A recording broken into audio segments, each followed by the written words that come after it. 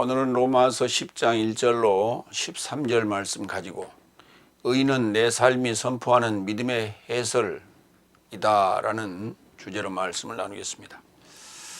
어렵죠 말이. 의의가 뭐인가? 의로운 거예요.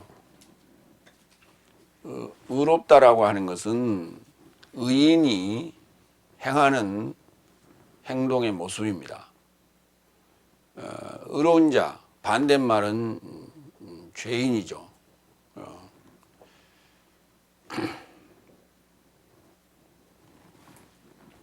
그래서 의롭지 않는 것은 불의하다 우리가 그렇게 말할 수가 있겠고요. 그것은 죄인입니다. 그러니까 죄로부터 우리가 벗어나려면 의인이 나타나야 돼요. 그래서 의인이 나타나서 의를 행하는 거예요. 근데 그 의가 예수님이죠. 예수님이에요. 그런데 여기 지금 그 예수님인데 우리 이제 예수님이 나타나서 우리를 구원해 주시면 돼요. 그런데 로마서에서는 뭐라고 정의했냐면 의인은 내 삶이 선포하는 믿음의 해설이다 그랬어요. 그러니까 내 안에 의가 이루어지지 않으면은 구원하고는 상관이 없다는 얘기예요. 다시 말해서 예수님이 의인인데 의인이 나를 구원했다는 것은 내가 의인화가 돼서 내 삶이 선포를 해야 돼요. 뭐를? 믿음의 해설을. 흐레마. 좀 어려운 얘기입니다. 그러니까 성경을 보는 전체적인 맥락이 이렇게 서 있어야만이 이런 그 세부적인 디테일한 얘기들이 이해가 되는 거예요. 그래서 전체적인 맥락이 구도가 안 잡혀 있는 상태에서는 부분적인 이 디테일을 얘기해 봐야 무슨 말인지 몰라요. 그래서 전체적인 맥락, 7날이라고 하는 그 전체적인 맥락, 그러니까 그 때와 그 기한에 대해서 우리가 알고 있어야 돼요. 그리고 복음이 뭐냐? 연통이다. 그리고 나라의 복음이다라고 하는 이런 그 중요한 제목들에 대해서 개념들을 우리가 가지고 있어야, 그리고 3가지 법에 대해서 개념을 갖고 있어야만이 이런 디테일한 그 주제들이 이해가 되는 거예요. 첫 번째로 로마 10장 1절로 4절. 그리스도스는 의에 이르고자 믿는 모두에게 법의 완성이다. 이 말도요. 그냥 이렇게 그냥 읽어서는 얼른 이해가 확 오질 않아요. 그리스도스는 법의 완성이다. 누구에게? 그냥 그리스도스가 법의 완성이다. 그리스도스가 율법의 마침이다. 그게 하나의 어떤 정의이죠. 그러나 의에 이르고자 믿는 모두에게 적용되는 거예요. 의에 이르고자 의인 되려고 믿는 모두에게 크리스토스가 법의 완성이지 그냥 일반적인 정의가 아니란 말이에요. 크리스토스는 의에 이르고자 믿는 모두에게 법의 완성이다. 첫 번째 1절. 형제 삶이여 진실로 이스라엘에서 초월하여 구원에 이르고자 하나님을 향하는 내 마음의 호의와 간구이다. 이런 이제 그 서문 시작하는 문구가 보면 우리나라 그 표현 방식하고는 조금 어색한 부분이 있어요. 형제 삶에게 지금 하는 얘기예요. 지금부터. 그 형제 삶에게 하는 것인데 그 형제 삶이라고 하는 것은 이스라엘을 포함한 믿는 모든 이들에게 지금 얘기하는데 이스라엘에서 초월하여 지금 형제 삶을 얘기하고 있다. 그러니까 육적인 이스라엘 형제들에게 한 얘기가 아니란 말이에요.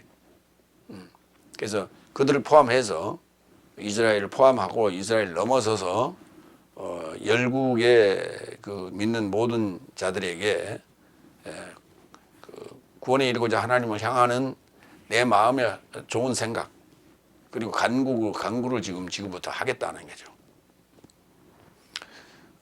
호의라고 하는 걸로 이제 이렇게 그 한문으로 정의를 했는데 좋게 생각하다는 거예요. 호의란 말은 다른 말로 얘기하면 친절하다는 얘기예요. 그러니까 내가 아주 자세히 그 좋은 생각을 피력하겠다. 그리고 또 그렇게 되기를 또 내가 염원한다 하는 게 이제 간구죠. 그 좋은 생각이라고 하는 게 이제 그 누가복음 2장 14절에 그 유도키아라는 단어가 쓰였는데 가장 높은 하나님 안에 영광과 사람 안에 좋은 생각이 땅에 접한 평화이다 이랬어요. 기뻐한다 그렇게 표현했어요. 사람 안에서는 기뻐하는 것이 땅의 평화이다. 그런데 가장 높은 하나님 안에서는 영광이고 사람 안에는 좋은 생각이 땅에 접한 평화예요. 그 좋은 생각이 예수님의 탄생인데 예수님의 탄생이 땅에 접해서 평화가 이제 완성될 것을 그렇게 그 사자가 노래했죠. 두 번째로 갑니다. 2절, 3절. 왜냐하면 지금부터 이제 왜냐하면이라고 하는 가르라는 단어가 계속 등장하는데 오늘 부제를 얘기하자면 왜냐하면 이렇게 할 수 있어요.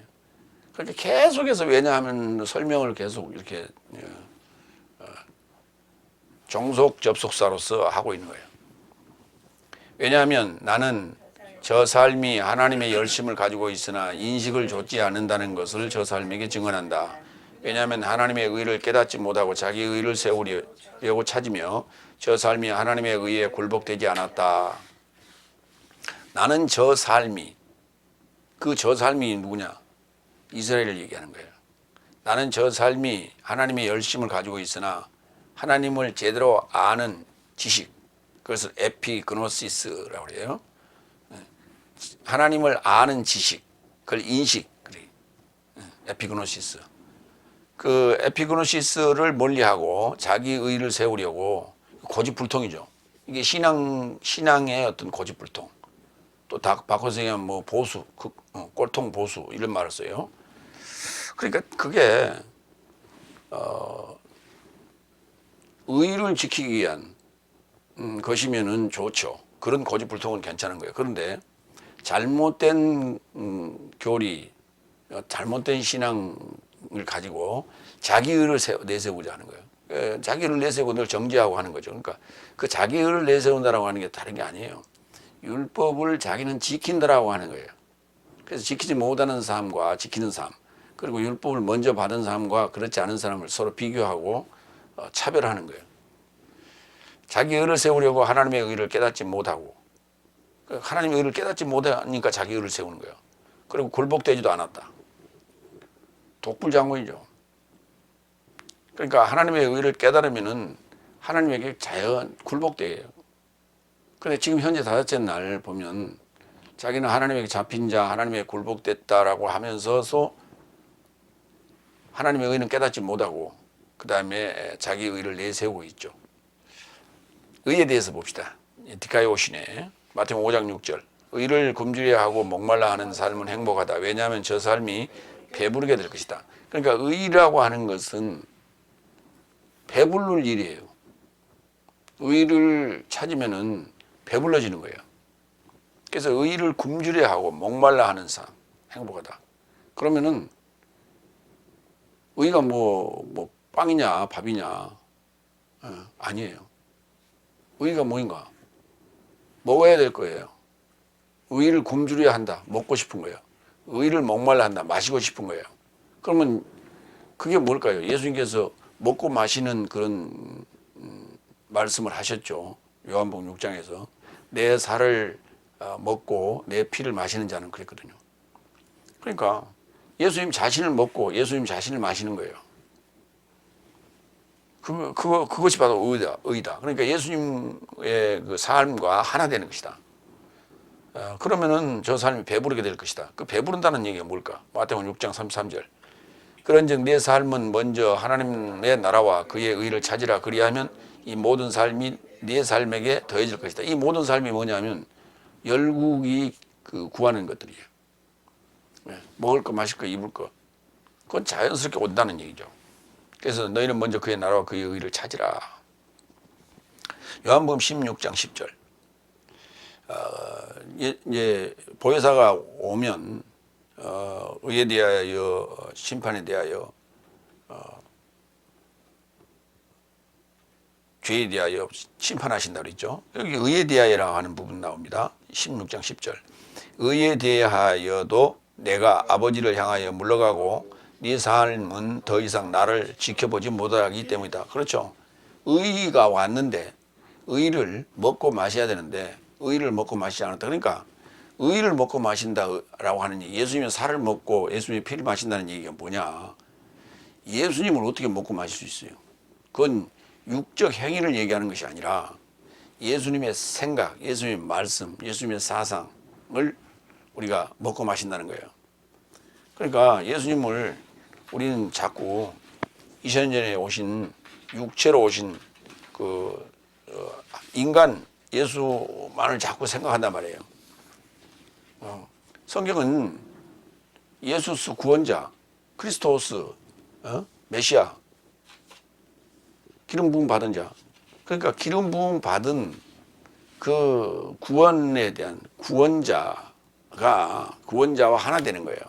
그래서 그의 이름에 이르고자 그의 이름화하려고 믿는 자 이렇게 표현하고 있어요. 그러가 구원을 얻는다는 말이에요.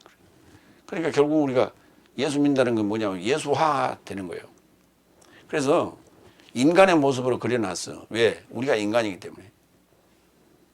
그러나 예수님은 하나님인데 영이란 말이에요. 그러니까 육체 안에 오셔서 인간의 모습화해서 보여준 거예요. 그러면 우리가 그 모습화 가야 돼. 이게 의를 먹고 마시는 거다. 그런데 여섯째 날에 그 일이 이루어져야 되는데 예수님이 가버렸어요. 그러면 아버지를 향하여 물러가 버렸기 때문에 더 이상 나를 지켜보지 못하기 때문에 당연히 의에 대하여 심판하시겠죠. 그러니까 지금 2000년 전에 예수님이 오셨는데, 그리고 신약이 기록됐는데, 그리고 복음서가 완성됐잖아요. 자, 이 상황에서 예수님을 먹고 마시지 않는 자들은 반드시 심판을 받을 거예요.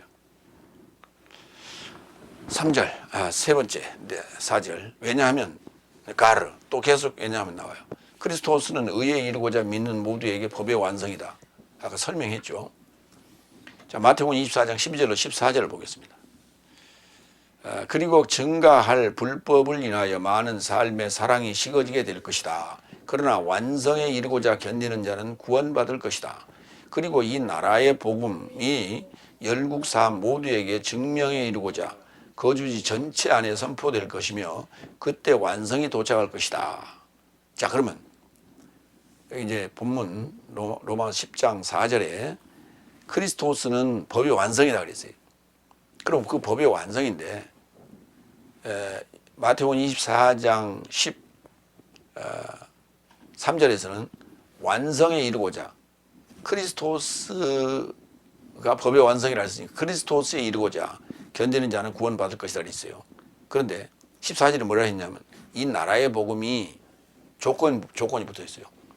이 나라의 복음이 열국 사람 모두에게 증명에 이르고자 증명하려고 거주지 전체 안에 오이쿠메네 안에 선포될 것이며 그때 완성이 도착할 것이다. 그러니까 크리스토스가 법의 완성인데 그 법의 완성이 언제 이루어지냐? 나라의 복음이 선포돼야 돼요. 열국 모두에게 선포돼야 돼요. 그러니까 나라의 복음이 선포되지 않으면, 나라의 복음이 언급되지 않으면 텔로스인 법의 완성은 이루어지잖아요. 다시 말해서 율법을 받았다, 성경을 받았다, 교회에 나갔다, 이것은 법을 지금 받은 거예요. 죄인이에요. 법을 받았다는 것은 죄인이에요. 그래서 죄와 사망의 법 아래 있는데 이 상황에서 이 상황에 있는 모두를 우리가 열국이라고 할 수 있어요. 근데 나라의 복음이라고 하는 이 개념이 선포될 때 그걸 받아야 돼. 그걸 받으면 그때 크리스토스가 도착한 거예요. 그때 텔로스가 도착한 거예요.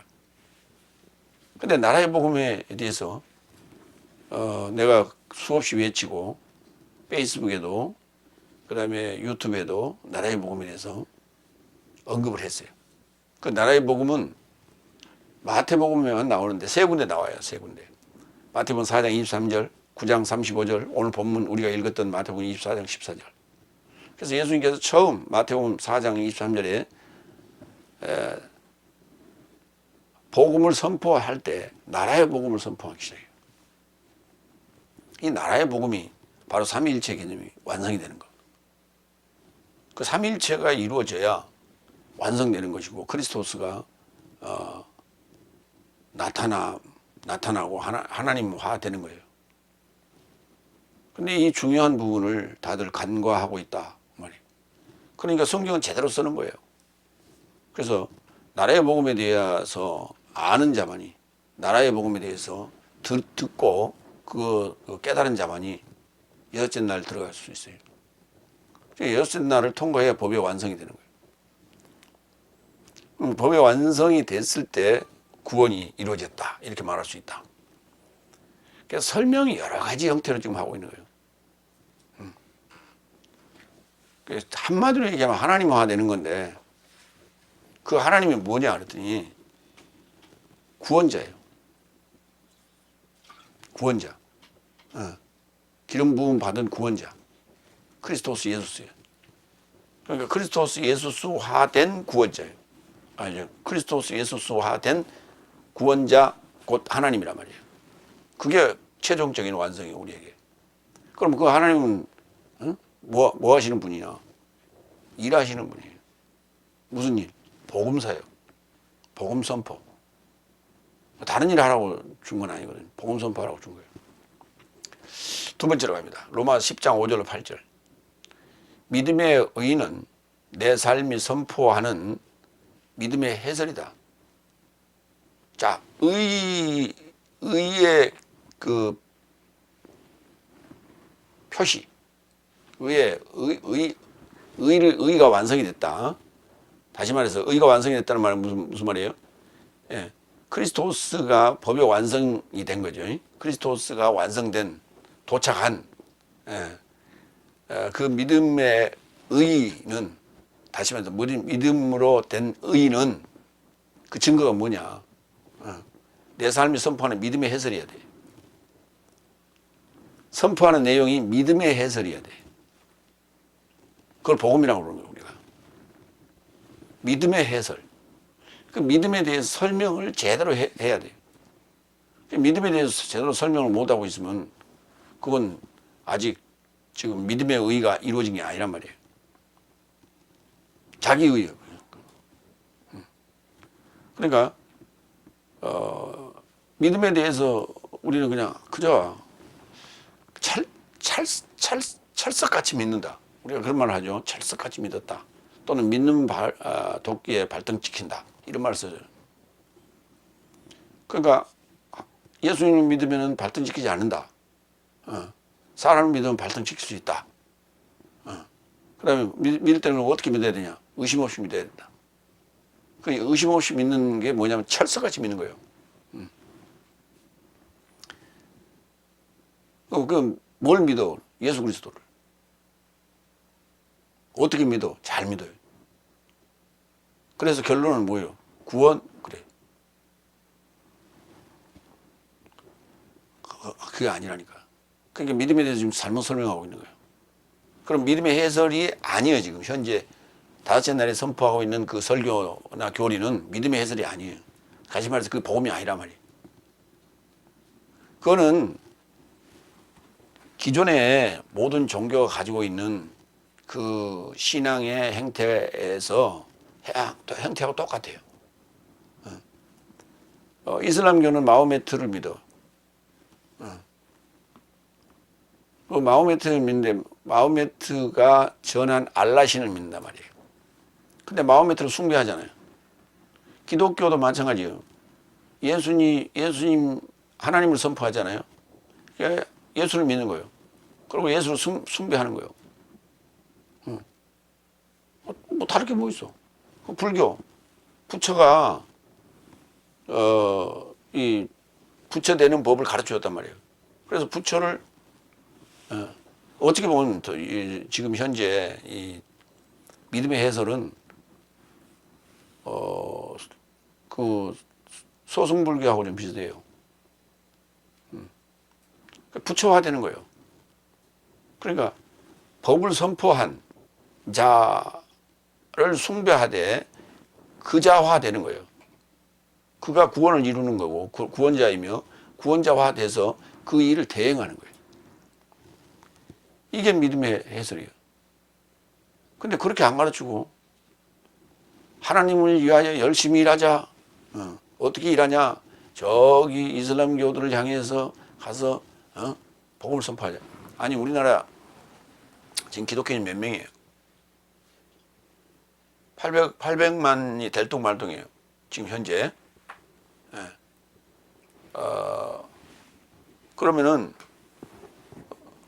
68이 48, 800 잡고 68, 48. 6분의 5가 더 됩니다. 대략 6분의 5가 다시 말해서 6명 중에 5명이 불신자예요. 예수 믿는 자가 아니라고. 그 6명 중에 5명이 예수 믿는 자가 아닌데 이걸 놔두고 어디 이슬람민들을 향해서 가서 잘못하면 그가 죽어요. 잡혀서 평생 구류를 살 수도 있고 자칫하면 죽을 수도 있어. 근데 거기 가서 복음 전하자고 난리를 치고 BTS 그 뭐 열방선교회 인터컵에서 거기에 왜 사람들이 그 가서 환장하는지 몰라. 그러면 실제로 그 중에 몇 명이 그 이슬람권에 가서 복음을 전하러 갔을까요? 수많은 사람들이 거기 가서 교육을 받았는데.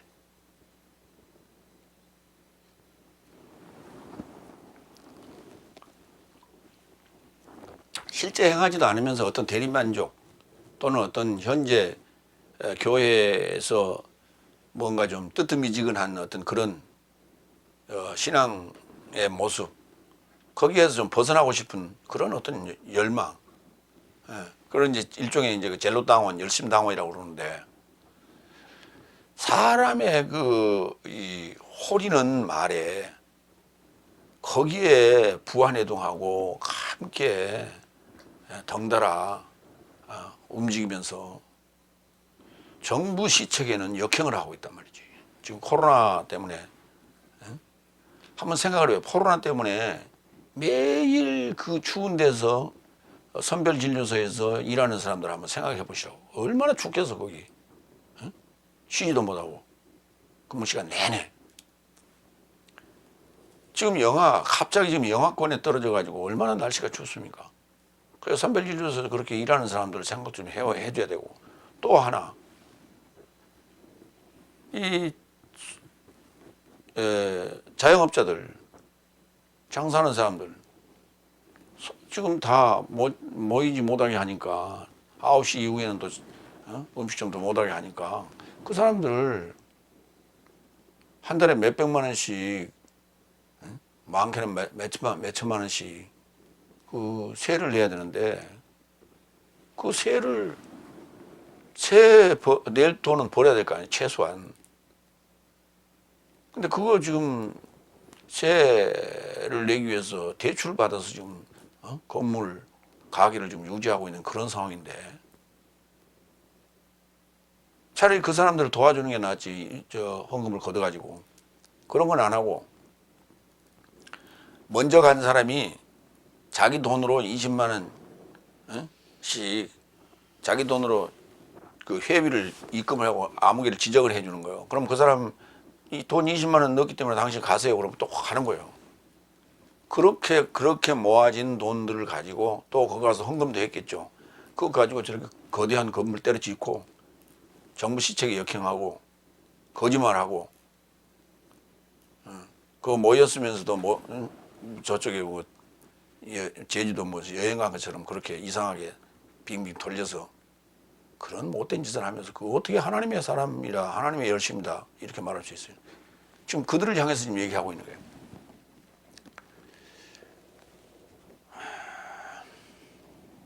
자, 네 번째 5절. 왜냐하면 모세는 법에서 나온 의를 기록한다. 저 삶을 행하는 사람은 저 삶 안에서 살 것이다. 저 삶을 행하는, 그러니까 법을 행하는 거예요. 저 삶을 행하는, 법을 행하는, 율법을 행하는 삶은 그 율법 안에서 살리라 이 말이에요.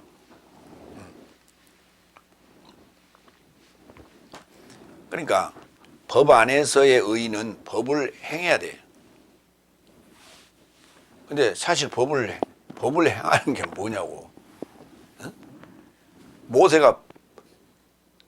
모세의 법에도 의를 기록해놨는데 뭐라고 해놨냐면 법 삶을 행하는 삶은 그 안에서 살리라 그랬어요.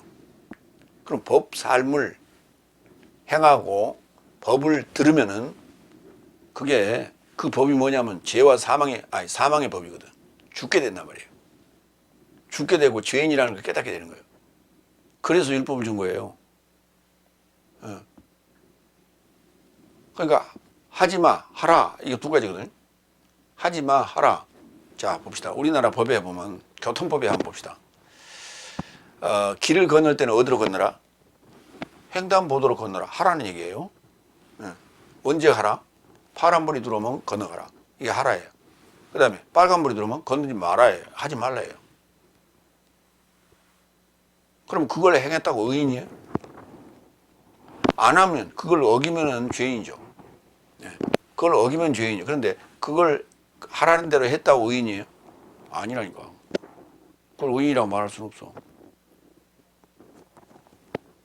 하지 않으면 불법인데 하라는 대로 하면 의인은 아니요. 그런데 지금 모세의 법에 의를 기록해 놨는데, 그러니까 모세의 법에는 의가 기록될 수가 없는 거예요. 그러면 모세의 법에 기록되는 의는 언제 이루어지는 거예요? 그리스도스가 나타나야 되는 거죠.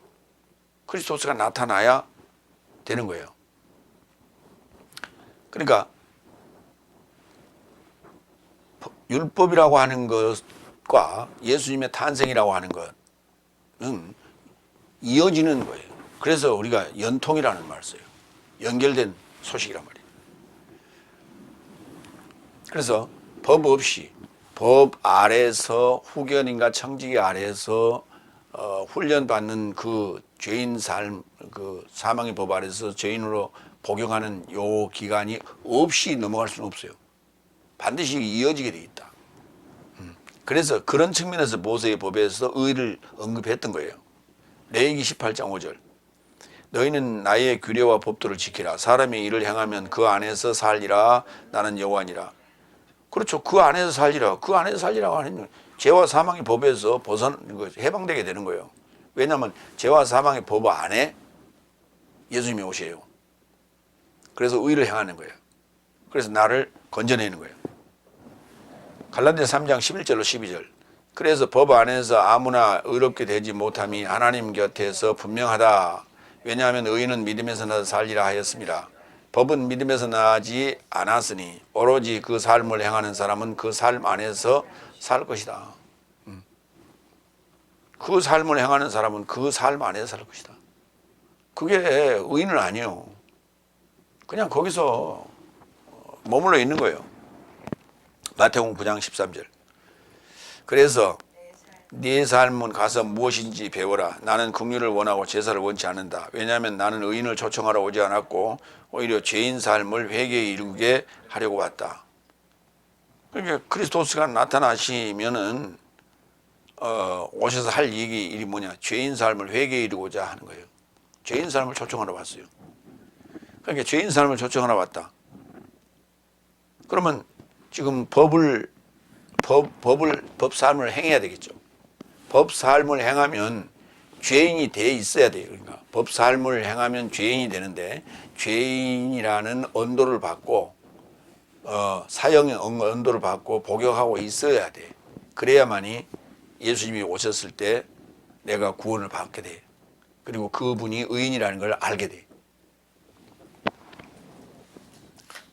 다섯 번째, 7절. 그러나 믿음에서 나온 의인은 이같이 말한다. 누가 하늘에 이르고자 올라갈 것인가 라고 내 마음 안에서 언급해서는 안 된다. 이것은 그리스도스를 끌어내리는 것이요. 그 다음에 7절. 혹 누가 무저갱에 이르고자 내려갈 것인가 라고 언급해서도 안 된다. 이것은 그리스도스를 죽음 삶에서 끌어올리는 것이다.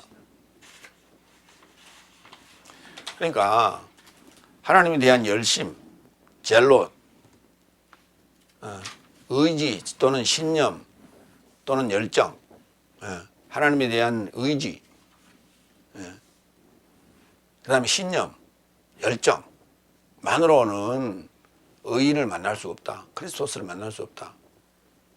하늘에 올라가도 무저갱에 내려가도 불가능하고 오직 믿음에서 난 의라야 한다. 믿음에서 나와야 돼요. 그럼 믿음에서 난 거를 나왔다는 얘기예요. 믿음에서 난 또는 믿음에서 낳았고 믿음에서 나온 다 같은 말인데 믿음에서 난 의라야 하는데 믿음에서 난 의가 그리스도스인데 어떻게 믿음에서 나오냐? 어떻게 믿음에서 나왔냐? 그게 바로 예수님의 족보예요. 마태복음 1장에 나오는 예수님 그리스도스라 하는 메시아라 하는 예수스가 아니라 그게 다섯째 날을 통과해야 돼요. 다섯째 날 14일, 14일, 14대를 통과해야 나오는 거예요. 그걸 우리가 믿음에서 난 의라고 하는 거예요. 그러니까 다섯째 날 믿음이라는 것은 정말 인내의 연속이에요. 그래서 그 인내의 연속이 진행되게 하기 위해서 거기서 뭘 줬냐면 미끼를 던져요. 그 미끼가 뭐냐면 기복신앙이에요. 그래서 그걸로 가지고 재미를 붙여서 신앙생활을 시작합니다. 기도하고 응답받고 문제 해결받고 그렇게 하면서 해서 신앙생활을 시작을 합니다. 그런데 어느 시기가 되면 이 기도빨이 떨어지기 시작해요. 기도빨이 떨어질 때 사람들은 어디로 가느냐? 저런 데로 가는 거예요. BTS 이런 데. 이상한 데 찾아다니고 이단 이런 데로. 왜? 처음에 그 넷째 날, 다섯째 날 초입에 느꼈던 그 기사와 이적 이것을 계속 그 꿀맛을 보고 싶은 거거든. 그게 기한이 다 돼서 지금 그 효과가 다 떨어졌는데 그 효과가 떨어졌을 때 이제 말씀에 대해서 연구하고 구하라고 그 약발이 떨어지는 거예요. 근데 그것을 약발이 떨어지니까 이제 제정신이 돌아오니까 금단 현상이 오는 거거든. 그래서 마약을 하던 사람들이 그 금단 현상이 오니까 견디지 못하고 다시 그런 데를 찾아가는 거예요. 하나님의 말씀을 찾아야 돼. 어디서? 인터넷 들어와 찾아야 돼. 요즘 인터넷 그래서 비대면으로 예배하라고 그 환경을 만들어 줬잖아. 그럼에도 불구하고 안 들어와요. 지금 다들 이상한 거나 보고 있고 그런 건 찾아다니잖아. 유튜브에 내가 그렇게 올려놓고 페이스북에 그렇게 올려놓고 해도 숫자가 늘어나질 않아요.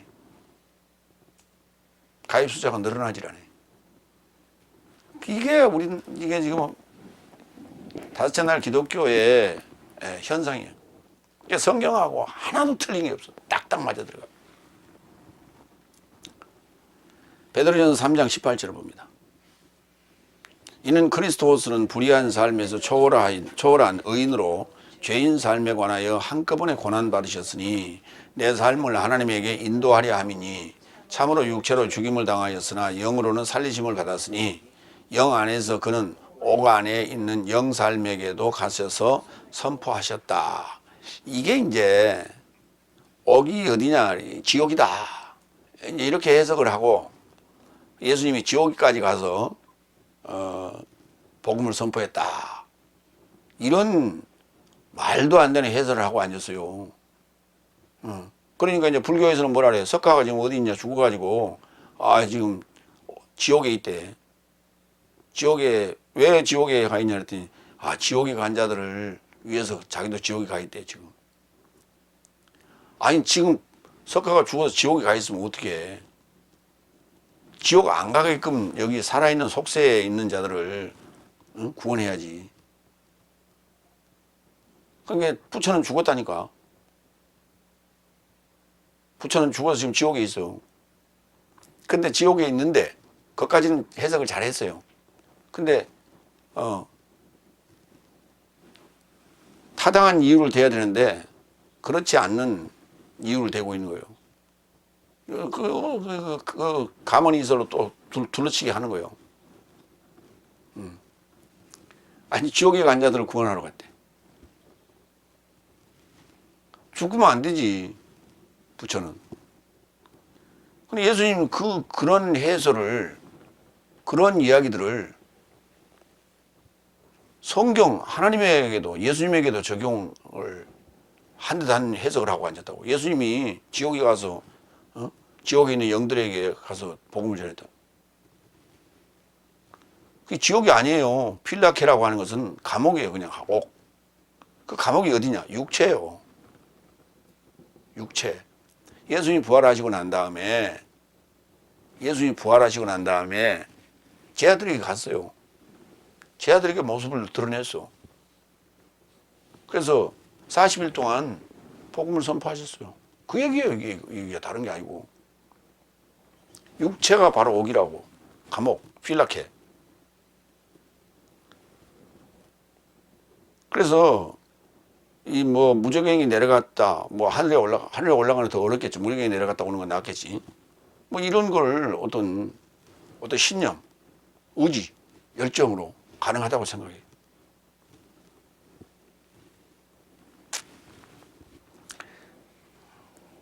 그러니까요. 지금 교회에서 기도를 통해서 또는 그 신념과 의지와 열정을 통해서 할 수 있는 게 있어요. 뭐냐? 돈으로 할 수 있는 거예요. 성전을 짓는다든지 누구를 도와준다든지 뭘 세운다든지 이런 거 가능해요. 왜? 자기 돈으로 하는 게 아니에요. 성도들 호주머니 털어가지고 하는 거예요. 그게 다 그렇게 해서 했어. 지금까지.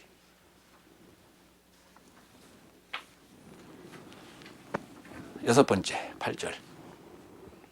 그러니까 믿음에서 나오는 의는 이런 의지나 신념이나 열정, 사람의 의지로 가지고 또는 열정이나 신념을 가지고 크리스토스를 끌어내리거나 끌어올린 것이라는 생각을 하지 말라는 거예요. 그럼 어떻게 하라는 얘기예요? 오로지 8절 무엇을 말하는 거야? 해설이 내게 가까이 있어 너의 입과 너의 마음 안에 있으니 이것이 내 삶이 선포하는 믿음의 해설이다 라고 얘기해야 돼요. 믿음의 의가 이렇게 말한다고요. 믿음의 의는 뭘 한다고요? 해설이 내게 가까워. 해설이 내게 가까워. 이 가까워. 하늘 삶이 내게 가까워. 가까이 좀 옆에 와 있다. 그러니까 가까이란 것은 시간적으로도 지금 위치적으로도 다 해당되는 거예요. 너의 입 안과 너의 마음 안에 있다고. 이걸 가까이 있다고 표현했어요. 이게 가깝다라고 사실은 이 표현한 요 자체가 좀 어색한 표현이에요, 사실은. 가깝다라는 것은 우리가 이렇게 손을 뻗쳐서 만질 수 있는 곳, 뭐 이런 걸 가깝다고 할 수 있죠. 그런데 너의 입 안에 있어요. 그러니까 손이 뻗칠 그 영역보다 더 안에 있는 거예요, 지금. 그래서 이 단어, 가깝다라고 하는 이 단어는 안에 있는 거예요, 지금 안에. 그렇게 이해해야 돼. 너의 입 안에 있고 너의 마음 안에 있다고. 뭐가? 해설이, 흐레마가. 근데 그러니까 그래야만이 내가 이것이 내 삶이 선포할 수 있죠. 믿음의 해설로. 그러니까 나와 하나 되었고 내 삶이 됐을 때, 내 사건이 됐을 때 우리가 믿음의 해설로 선포할 수 있어요. 해설이 나갈 수 있는 거예요. 해설이 나갈 수 있어요. 뭐랄까요? 우리가 노래를 잘한다. 노래를 잘한다. 노래를 잘한다 두 가지. 첫째, 모창을 하거나 아니면은 그냥 노래에 충실하게 그 악보에 충실하게 하는 거예요. 이걸 잘한다 할 수 있고, 그 다음에 노래를 해석을 해야 돼요. 그래서 슬픈 노래는 슬프게, 기쁜 노래는 기쁘게 하는 거예요. 그래서 그 어떤 감정과 사람의 마음을 움직일 수 있는 어떤 그런 메시지를 전달하는 그런 거. 이걸 곡 해설이라고 그래요. 그러면 1번과 2번 누가 더 그 노래를 잘하는가? 2번이 잘한 거예요. 2번이 잘한 거예요. 그러니까 믿음의 해설이라는 것은 그 2번에 해당되는 거예요. 그래서 내 것이 되었을 때 우리가 자신 있게 큰 소리로 확신 있게 전할 수 있는 거예요.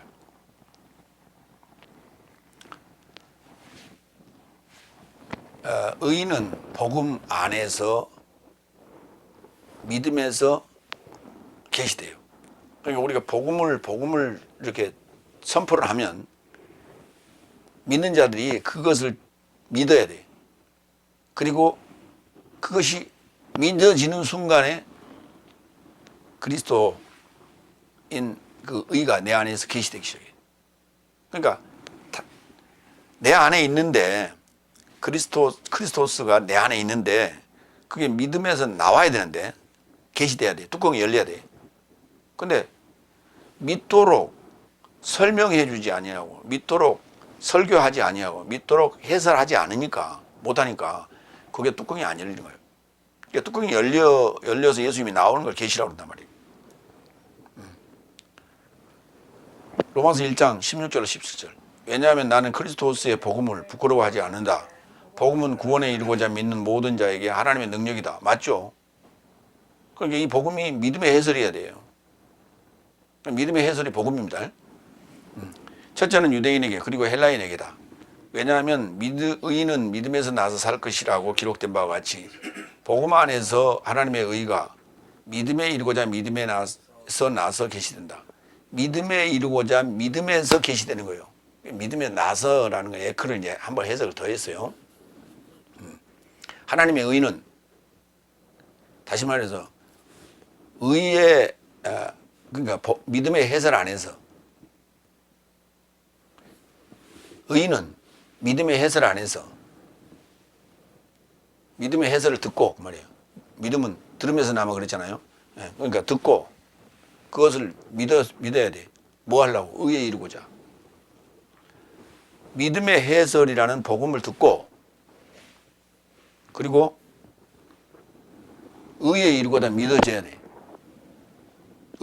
나도 의인 돼야 되겠다라고 믿어져야 돼. 나도 의롭게 살아야 되겠다라고 믿어져야 돼. 그때 안에서 그리스도스가 계시된다고. 그러니까 다섯째 날 삶을 사는 이들에게는 다 준비되어 있어요. 뭐만 하면 돼. 응? 톡하고 이렇게 믿음의 해설로 톡하고 건드려주면 되는 거예요. 그럼 봉선화처럼 팡 터지는 거예요. 응? 봉선화 그거 터뜨려 봤어요? 참 그거 여름이 되면 봉선화 열매 좀 준비해가지고 계시에 대해서 설명할 때 그걸로 해야 돼. 응?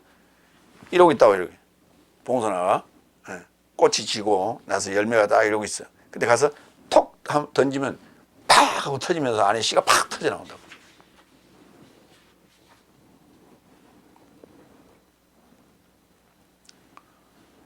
그게 계시예요. 그러니까 지금 수많은 봉선화들이 지금 이걸 터뜨려 주기를 예수님의 이 손길을 기다리고 있어야 되는데 그걸 설명을 제대로 못하니까 그걸 기다리고 있는 자들이 누가 있어? 다들 예수님 만나고 싶냐면 만나고 싶다 그러지. 근데 어떤 예수님을 만나는 거예요? 꿈속에, 환상 속에, 기적으로 나타나는 그 예수님만 기다리고 있는 거예요. 세 번째, 로마서 10장 9절 13절. 주의 이름을 직접 초청하는 자는 모두 구원. 7절, 일곱 번째 9절. 내가 만일 너의 입 안에서 예수를 주로 동의한다면, 그리고 하나님께서 그를 죽은 삶에서 일으키신 것을 너의 마음에 믿었다면 너는 구원받을 것이다. 조건이 여기 붙었어요. 네가 만약 너의 입 안에서 예수를 주로 동의하는 것은 호몰로게오 하는 것은 입 안에서 하는 거고, 죽음 삶에서 일으키신 것을 너의 마음 안에 믿어야 돼. 그러니까 마음 안에 믿어져야 되고 거기서부터 나와야겠죠. 마음 안에 믿어져서 입으로 예수를 주라고 퀴리오스라고 동의를 해야 돼. 의인은 법 아래 믿음에서 나서 생명의 법, 그러니까 의인은 법 아래 믿음에서 나서, 이게 이제 사망의 법이에요. 사망의 법 아래 믿음에서 나서 사망의 법을 통과하고 생명의 영의 법에 이르러 믿음의 해설을 선포하는 자가 구원받은 자요 살아있는 자라고. 그러면 믿음에 이르렀다는 얘기는 생명의 영의 법에 이르렀다는 얘기는 같은 말이에요. 예수를 주로 동의하고 주의 부활을 마음에 믿는 것이 믿고 동의하는 걸. 우리가 동의합니다 할 때 내가 합당해야 동의한다고 그러죠. 호몰로게오 하는 거예요. 근데 동의합니다. 이게 그 동언이에요. 동언. 같은 말을 하는 거예요. 예수님의 말을 똑같이 하는 거예요. 내 말을 하는 게 아니라 예수님의 말을 하는 거예요. 하나님의 말씀을 내 입으로 하는 거예요. 여덟 번째 11절. 왜냐하면 의에 이루고자 마음으로 믿어지고, 이제 9절에 대한 설명을 11절에 또 설명합니다. 10절 11절에서. 그러니까 마음으로 믿는단 말이 무슨 말이에요? 의에 이르고자 마음으로 믿어져야 되고 구원에 이르고자 입으로 동의된다. 그러니까 마음으로 믿어져서 안에서 의가 계시돼야죠. 그러면 의인화 됐죠. 의인화 됐으면은 그 다음에 뭐 해야 돼? 구원에 이르고자 입으로 동의해야죠. 이게 입으로 동의한단 말은 믿음의 해설, 복음 선포한다는 얘기예요. 10절. 왜냐하면 성경은 말한다. 그에게 접하여 믿는 자 모두는 부끄러움을 당치 않을 것이다. 여기 그에게 접하여 믿는 자라는 단어는 에피라는 전치사와 그 다음에 피스티오라는 그 동사가 따로 썼어요.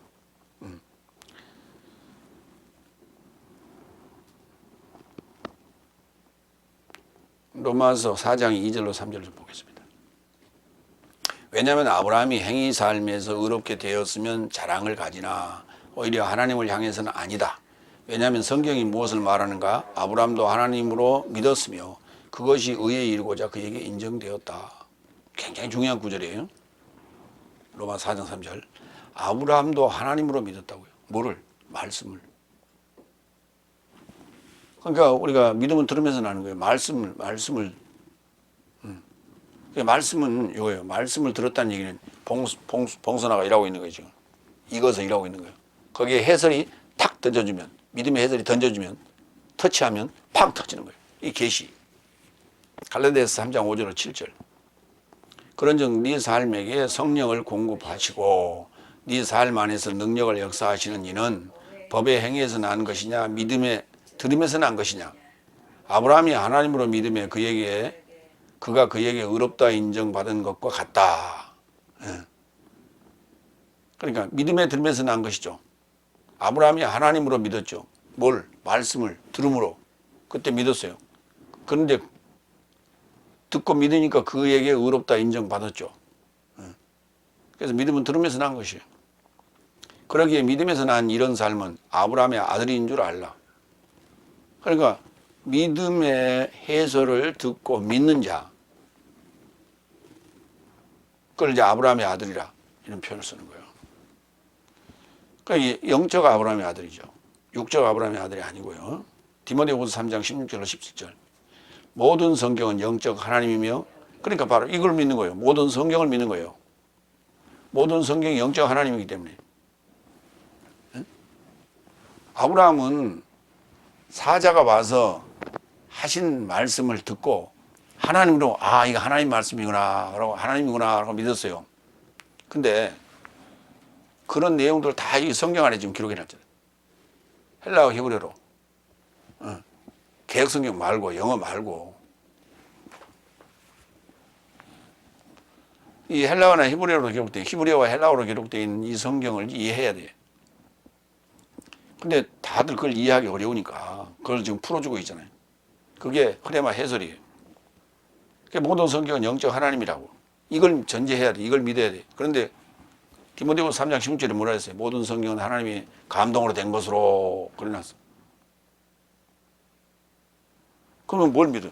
여기 사탄의 말 빼버리고 사람 말도 빼버리고 다 빼버리고 나면 예수님 말씀 빨간 줄로 기록된 것만 믿는 거예요. 구약에 여호와께서 말씀하시는 것만 믿고. 모든 성경이라니까. 요게 66권 다 하나님 말씀이라고, 하나님이라고. 영적 하나님. 그럼 무슨 역할을 하는가? 교리를 향하여, 책망을 향하여, 교정을 향하여, 의 안에서 훈육을 향하여 유익하니 이는 하나님의 사람이 모든 선한 일을 향하여 온전케 갖춰져 온전하게 하려 합니다. 온전하게 만들고자 하는 거예요. 왜 그러면 사탄의 말도 우리가 들어야 되냐? 네 안에 있기 때문에. 내 안에 있기 때문에. 그래서 그 교육을 할 때는 동등하게 5대5로 말을 하는 거예요. 그래서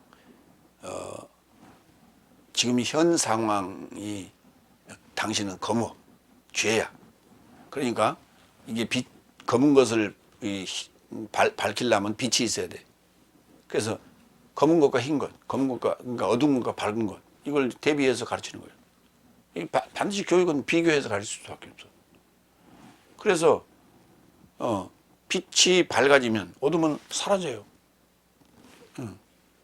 그래서 두 가지를 동시에 가르치는 거예요. 빛만 가르치면 빛이 뭔지를 어떻게 알아? 빛만 있는 곳은 빛이 뭔지를 어떻게 알아?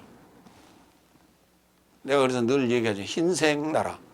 모든 것이 흰색이에요. 머리털도 흰색, 눈썹도 흰색, 눈알도 흰색, 발톱도 흰색, 몸도 흰색, 장롱도 흰색, 텔레비도 흰색, 그 나오는 것도 다 흰색. 그거 어떻게 봐? 텔레비도 다 흰색이에요. 나 아는 내용물도 다 흰색이에요. 그럼 텔레비 볼 수 있어, 없어? 그런 나라에서는 색이라는 개념이 없어요. 그 다음에 흰색이라는 단어는 당연히 없고, 검정색이라는 단어는 당연히 없고, 이게 색이라는 개념 자체가 없어요. 그런 나라에는. 색이 있다는 것은 여러 가지가 있다는 거죠.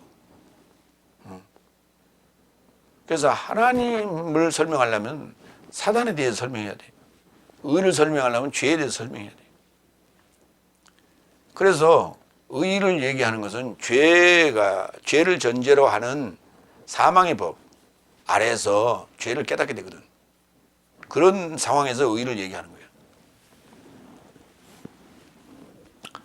9번째 12절 13절. 왜냐하면 유대인이나 헬라인이나 차이가 없다. 차별이 없다 그렇게 이제 되게 번역되어 있는데, 차별이 없다가 아니라 차별은 한다 그래. 차별을 한다 안 한다 그래야 맞죠. 있다 없다라고 할 땐 차이가 있다 없다 그래야 맞지. 그래서 유대인이나 헬라인은 차이가 없다. 왜냐하면 저를 직접 초청하는 모든 삶에게 이루고자 부욕해 하는 이가 모든 삶의 동일한 주인이시다. 그러니까 헬라인의 주인도 되고 유대인의 주인도 된다는 얘기예요. 뭐를? 그 하나님을 직접 초청하는 삶에게는 그 말이에요. 여기 직접 초청한다는 단어는 에피라는 단어와 칼레오라는 단어를 붙여서 합성어로 썼어요. 13절. 왜냐하면 주의 이름을 직접 초청하는 에피칼레오마이. 이 오마이가 붙었다는 건 중간태적 개념이에요. 에피칼레온데 오마이가 붙었어요. 오메가가 오마이로 바뀌었어요. 이건 이제 중간티적 개념이에요. 초청을 왜 하느냐? 직접 초청하는, 에피 직접으로 표현했어요. 직접 초청하는 것은 왜 하느냐? 자신을 위해서 하는 거예요. 자신을 위해서 주의 이름을 직접 초청하는 자는 모두 구원받을 것이다. 초청한다는 얘기는 가서 이렇게 접촉한다는 거예요. 직접 접촉한다.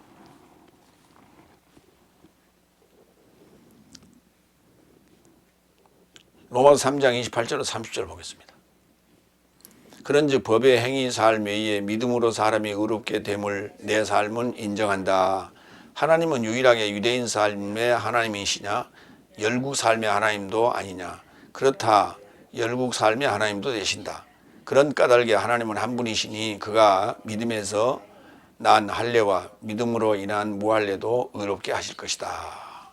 그래서 이제 하나로 계시는 하나님, 하나로 계시는 님, 그래서 하나로 계시는 님, 그래서 하나님이라고 부르는 거예요.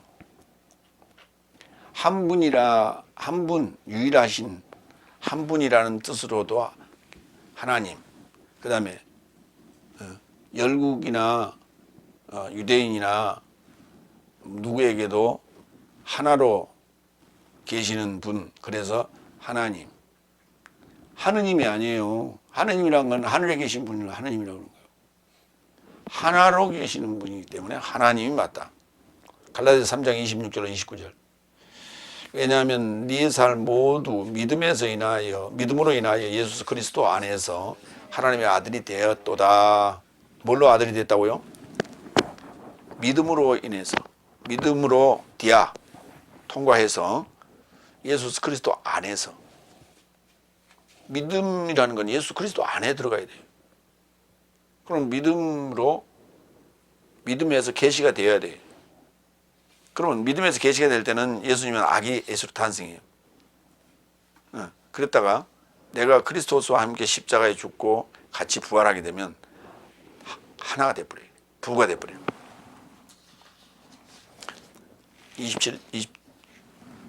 27절. 왜냐하면 네 삶이 그리스도스에 이르고자 세례받았으니 그리스도스로 옷 입은 것이다. 유대인, 바로 그리스도스로 옷 입은 것이다. 그리스도스를 옷 입었다고요. 그리스도스를 입었다고. 그러니까 그리스도 안에 있다는 얘기가 되죠.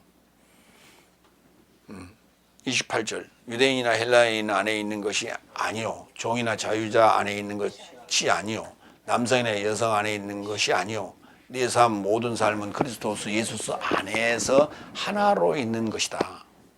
네 삶이 그리스도스의 소유라면 어김없이 하나님의 아브라함의 후손이요 연통을 좇는 상속자의 삶이다. 예, 연통을 좇는 구속사에 연결된 상속자의 삶이다. 그러면 구속사에 연결된 상속자의 삶이라고 바로 마태복음 1장 1절에 족보 얘기를 하고 있는 거죠. 이게 연통이에요.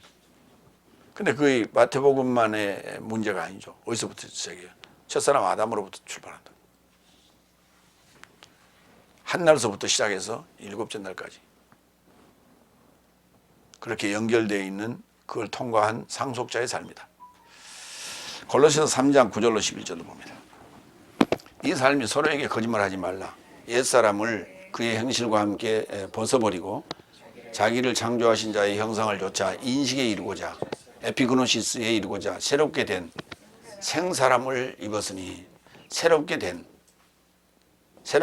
아나 카이노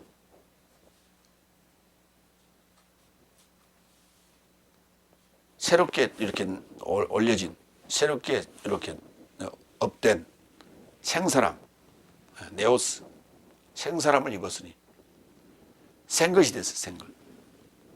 거기는 헬라인과 유대인이나 할례당과 무할례당이나 야만인이나 수구디아인이나 종이나 자유인이 없으며 오히려 모든 삶이요 모든 삶 안에는 그리스도스가 계신다. 이제 믿는 그 연통을 좇는 상속자 삶일 때 얘기예요. 외적으로는 뭐 한국 사람, 미국 사람, 일본 사람, 영국 사람, 독일 사람 이렇게 뭐 이스라엘 사람 이렇게 구분질 수 있지만 모두가 다 어디 안에 있다고요? 그리스도스 안에 있다. 또는 그리스도스가 그 모든 삶 안에 있다. 이렇게 표현해요. 예. 그러니까 갈라디아 3장 26절 이하에서는 그리스도스 예수 안에 있다 이런 표현을 썼고 그리스도스로 옷 입었다 이런 표현을 썼고 골로새서 3장 11절에서는 모든 삶 안에 그리스도스가 계신다 이렇게 표현했어요. 예수님께서 뭐라 했어요? 보혜사가 오면 내가 너 안에 너희가 내 안에 있을 것이라 했죠. 하나 된 걸 얘기해요. 뗄 수 없는 갈라낼 수 없는 하나 한 몸 된 것을 얘기하는 거예요. 그래서 그리스도스화 되는 거고 그의 이름화 되는 거예요. 그래서 그리스도스화 뭐예요? 기름 부음 받은 메시아. 그다음에 예수스 구원자. 그래서 그의 이름에 이루고자 우리가 믿는 거예요. 그의 이름에 이루고자 믿는 거예요. 그러니까 그의 이름화, 예수 그리스도화 되는 거예요, 우리가. 그걸 이제 풀면 기름 부음 받은 구원자가 되는 거예요. 그렇기 때문에 반드시 믿음의 해설을 쏟아내야죠. 이게 복음이에요. 내용은 뭐예요? 나라의 복음. 7날 연통의 복음. 정리합니다. 마무리합니다. 하나님에 대한 열심은 있으나 인식은 없이 자기 의를 세우려고 하나님의 의에 굴복되지 않는 종교인 곧 이스라엘 삶에게 호의와 간구로 말한다. 그리스도스는 의에 이르고자 믿는 종교인의 법의 완성이며 나라의 복음입니다. 하나님의 의는 믿음에서 난 의라야 한다. 그리스도스. 믿음에서 난 의는 마음으로 믿어지고 입으로 동의된 해설을 선포하는 믿음의 해설이며 이를 듣고 주의 이름을 직접 초청하는 자는 구원받을 것이다. 그러니까 의인이 되는 것은 속에서 이루어지는 거예요. 의인이 나타나야 돼. 그래서 의를 먼저 찾으라 그랬어요. 나라와 의를 찾으라 그랬죠. 너희는 먼저 그의 나라와 의를 찾으라. 그럼 나라를 찾으면 나라의 복음이고 의를 찾으면 의인화 되는 거예요. 그리고 입으로 동의해서 소위 믿음의 해설을 선포해서 구원을 얻는 거예요. 그러니까 의에 이르고자 믿어지는 것은 6째 날. 그 다음에 믿음의 해설, 나라의 복음을 선포하는 것은, 동의하는 것은 7째 날. 이렇게 이해를 하시면 됩니다. 그러니까 마음으로 믿어져야 되고 6째 날. 그래서 6째 날, 믿음이라는 단어가 복음서에만 등장해요, 거의. 여기 이제 저기 로마서에 등장합니다만은 믿음에 대해서 물을 때, 믿음에 대해서 예수님께서 강조하시는 것은 복음서, 6째 날 복음서에만 주로 언급이 되는 거고, 그걸 이제 설명할 때는 7째 날에도 언급이 되죠. 예, 기도하겠습니다.